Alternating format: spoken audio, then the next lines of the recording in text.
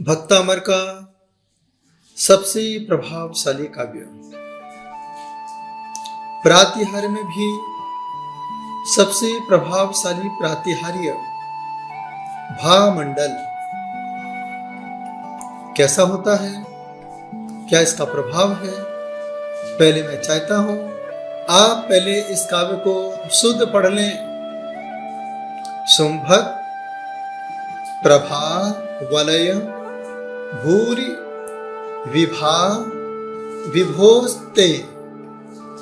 शुंभक प्रभा वलय भूरि विभा विभोस्ते। लोकत्रये द्युतिमतां द्युति माक्षिपन्ति। एक बार फिर, लोकत्रये द्युतिमतां द्युति माक्षिपन्ति। प्रोद्यत दिवाकर निरंतर भूरि संख्या। प्रोद्यत दिवाकर निरंतर भूरि संख्या। दीप्त्या, दीप्त्या नहीं दीर्घ, दीप्त्या जयत्यपि निशामपि सोम सौम्या। दीप्त्या जयत्यपि निशामपि सोम सौम्या। एक बार फिर देखेंगे। शुंभक प्रभा वलय भूरि विभा विभोस्ते।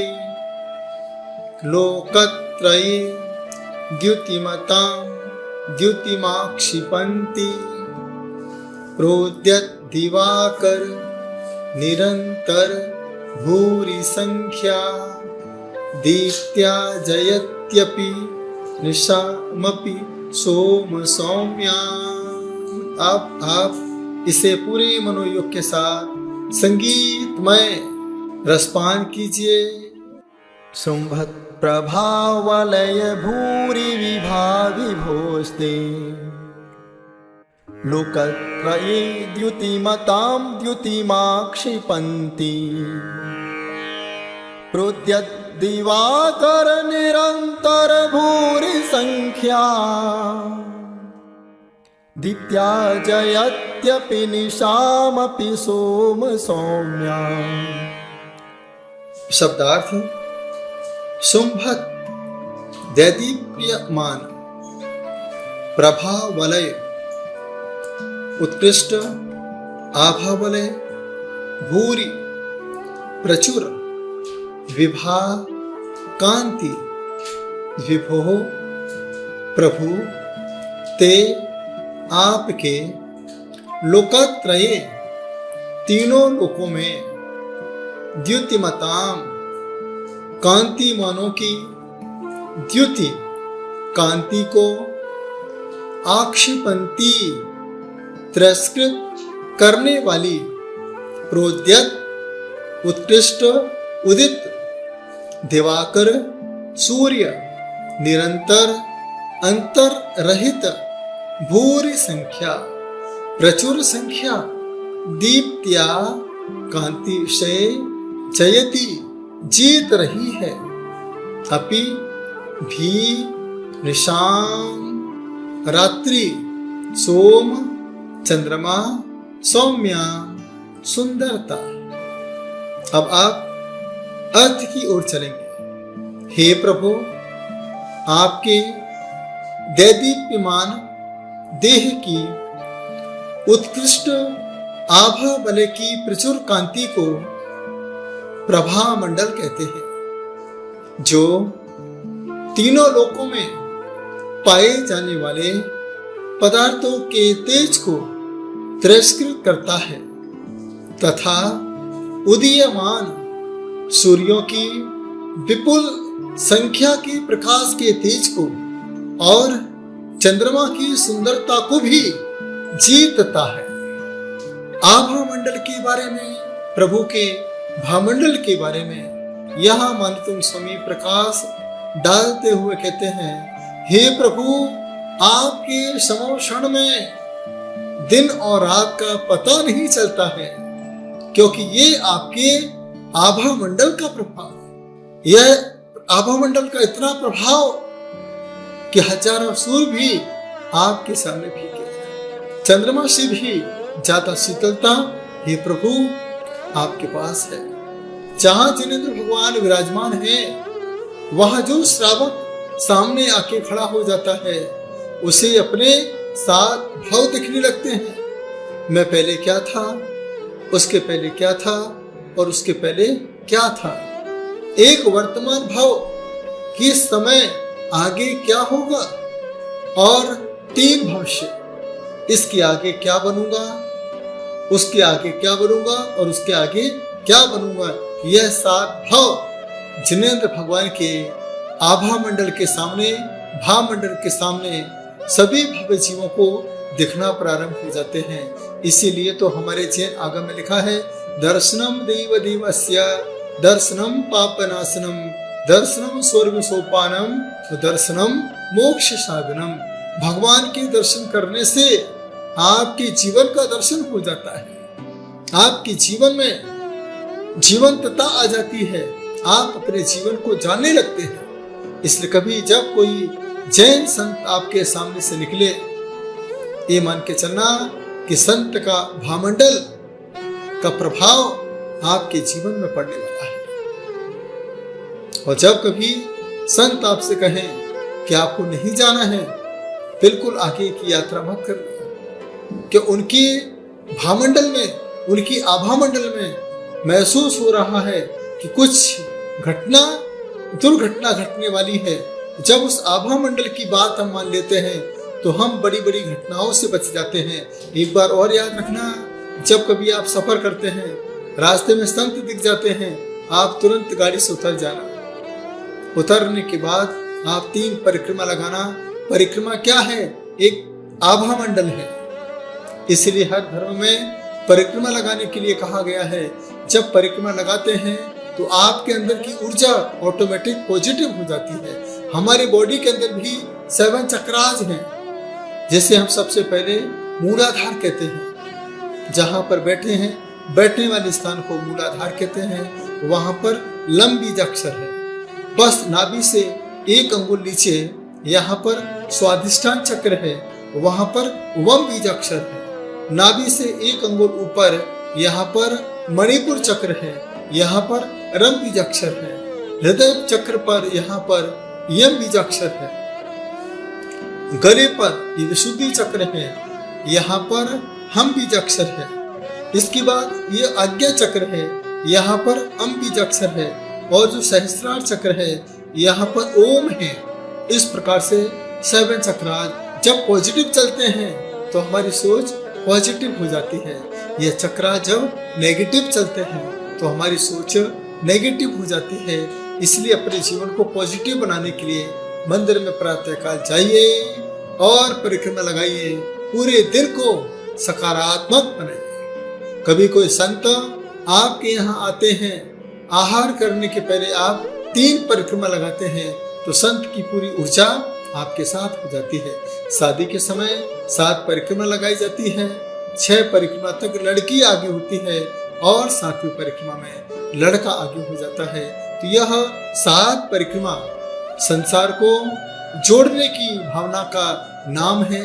यह 7 परिक्रमा ऊर्जा के संपर्क को, ऊर्जा स्रोत को अपने अंदर आत्मसात करने की भावना है। यदि आपके जीवन में कोई ऊपरी बाधा है, उसके लिए आप छोटा सा उपाय कीजिए।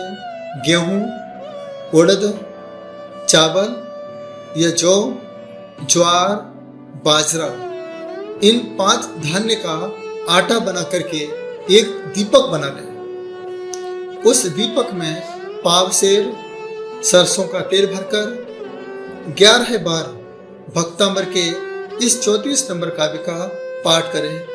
आज्ञा चक्र पर उंगली घुमाते रहें और इस पाठ को करते रहें। कुछ समय के बाद ऊपरी चक्कर, ऊपरी बाधा ऑटोमेटिक आपकी खत्म हो जाएगी। इसके बाद यदि आपको नजर लगी है, थोड़ा सा सेंधा नमक लीजिए, किसी तीर्थ स्थान पर जाकर के वहाँ की थोड़ी मिट्टी लीजिए और 7 बार इस काव्य को पढ़ते जाइए। इस काव्य को पढ़ते हुए इसे अपने ऊपर से उतारते जाइए और बहते हुए पानी में आप उस नमक की डली को छोड़ दीजिए मिट्टी के साथ। इससे आपके जीवन की नजर ऊपरी बाधाएं भी दूर हो सकती है।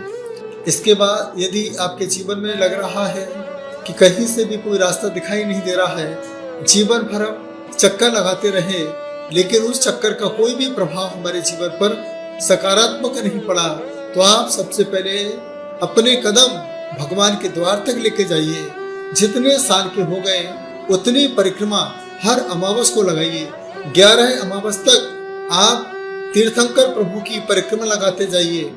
उसके बाद वहां पर परिक्रमा के साथ एक फल चढ़ाइए और प्रभु से ही प्रार्थना करना है, प्रभु बस मैं इस संसार की परिक्रमा से मुक्त होना चाहता हूँ, इस संसार के चक्रव्यूह से बाहर निकलना चाहता हूँ और अपने जीवन में धार्मिक आस्था से जुड़ना चाहता हूँ।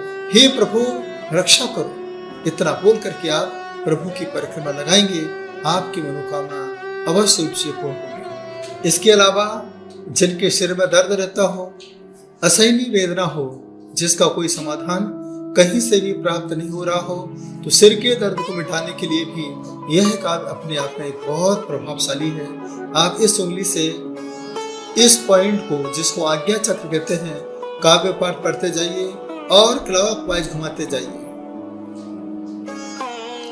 21 दिन तक इस उपाय को करेंगे, फिर आपको सिर दर्द की गोली खाने की कोई जरूरत नहीं पड़ेगी। इसके बाद जो महिलाएं गर्भवती हैं, क्योंकि आपको मालूम ही है बालक बच्चे पेट में परिक्रमा लगाते रहते हैं, घूमते रहते हैं, उस समय महिलाएं अपने गर्भ में ऐसे हाथ लगा करके इस काव्य को बार बार गहरी श्वास लेते हुए, चेहरे पर मुस्कुराहट लाते हुए इस काव्य का पाठ करते रहें। वह बच्चा संस्कारी होगा, धार्मिक होता जाएगा और जब संसार में आएगा वह अपने माता पिता के लिए श्रवण कुमार के समान हो सकता है। इसके अलावा रिद्धि जाप भी है। वह जाप है ओम ह्रीं अर्हं नमो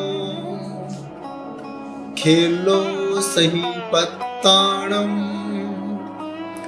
ज्रों ज्रों नमः।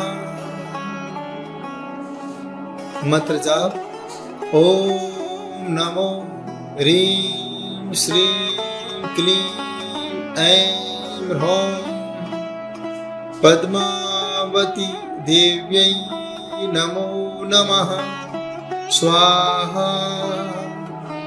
ओम प च य म ह्रां ह्रौं नमः।